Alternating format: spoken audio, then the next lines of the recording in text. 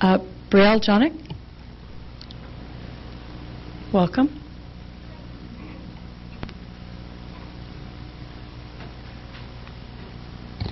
I have, 6 minutes. It's right here. Good. You have 6 minutes.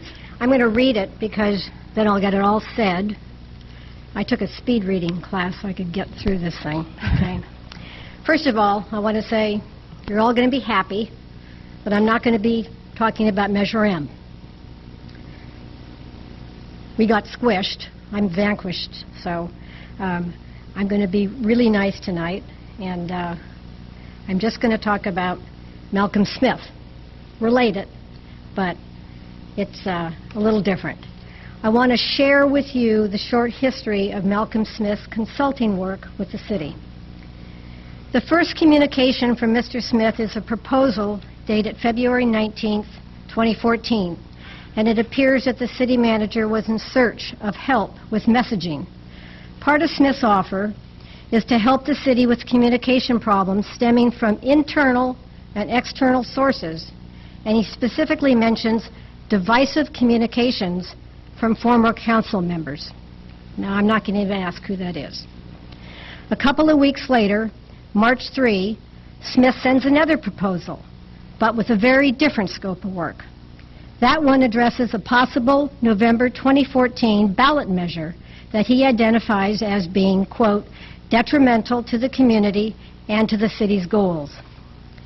Within 3 days of the city entering into this contract with Smith, the city manager takes Smith's ideas from his proposal and he incorporates them verbatim into talking points, which he sends to the council.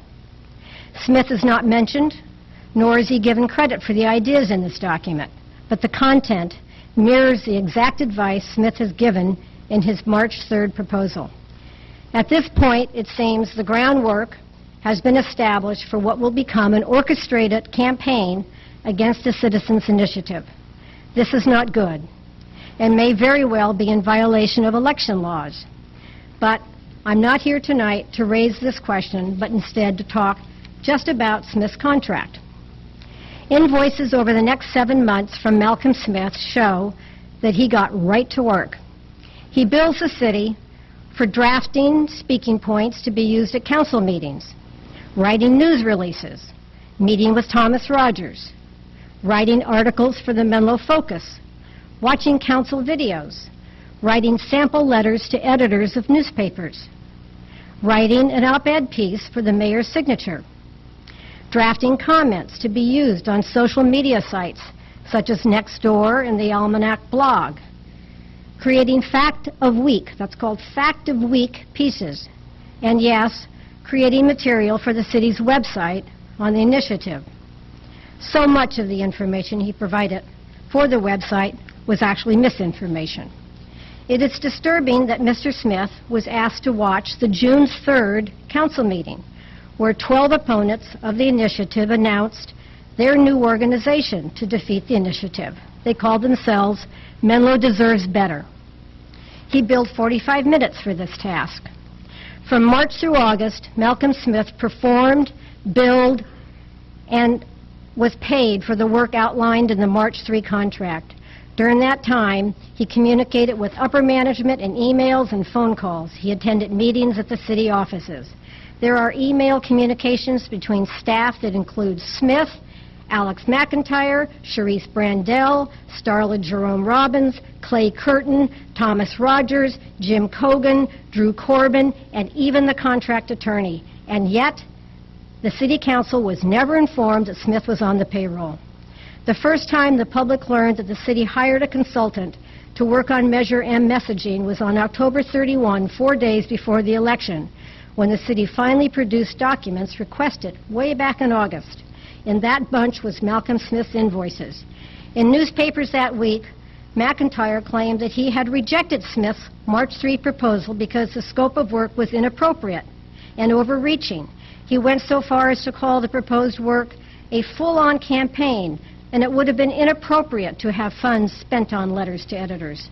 He explained that he rejected Smith's proposal, and on March 19th, an amended scope of work was created, and it listed only a bare-bones tasks that included education. However, this amended scope of work has no date stamp and is not signed, not by anyone, not even Malcolm Smith. It's an unexecuted piece of paper. One has to wonder why Smith would have performed work described in the March 3 contract if he was supposed to be working under a later amended contract. Why would the city have paid Smith for work that the city manager evidently knew was inappropriate?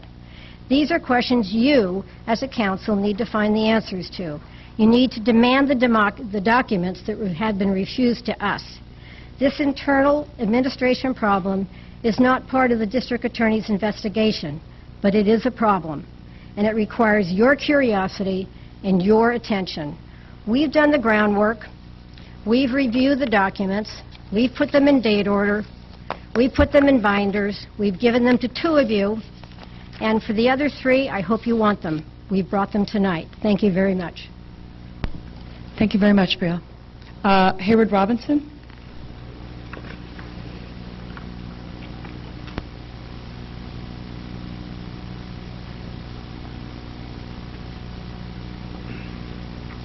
Thank you, Mayor, Council members. Heyward Robinson, Menlo Park resident. I'm following up on the comments that Brielle made to you a few minutes ago.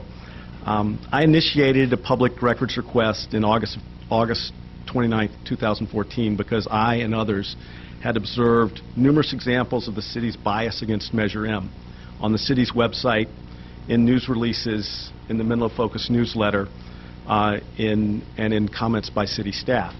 I reasoned that there would be behind-the-scenes discussion and debate about what could and could not be said, and I hoped that my PRA would shed light on this. What I had not expected to find was a full-on, taxpayer-funded PR campaign against Measure M being run out of the city manager's office, complete with a paid outside PR consultant, Mr. Malcolm Smith. As the documents have been released to me, I'm on my 3rd batch.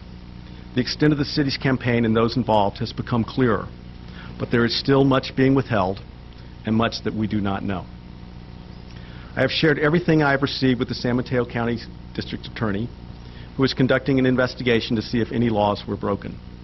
All of the documents have been organized into binders, as Brielle mentioned, and I have with me several binders here tonight. Council members Klein and Mueller have already received them. If any other council member would like one, please raise your hand and we'll get one to you. So, thank you. Give them to the city clerk, and we'd be happy to take them. Thank you. Thank you. I'll conclude by saying, transparency and openness are the cornerstones of trust between a public agency and the public it serves.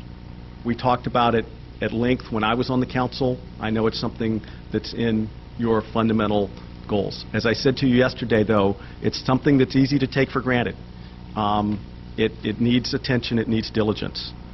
The actions of the Menlo Park City staff, under the direction of the city manager, have severely damaged this trust.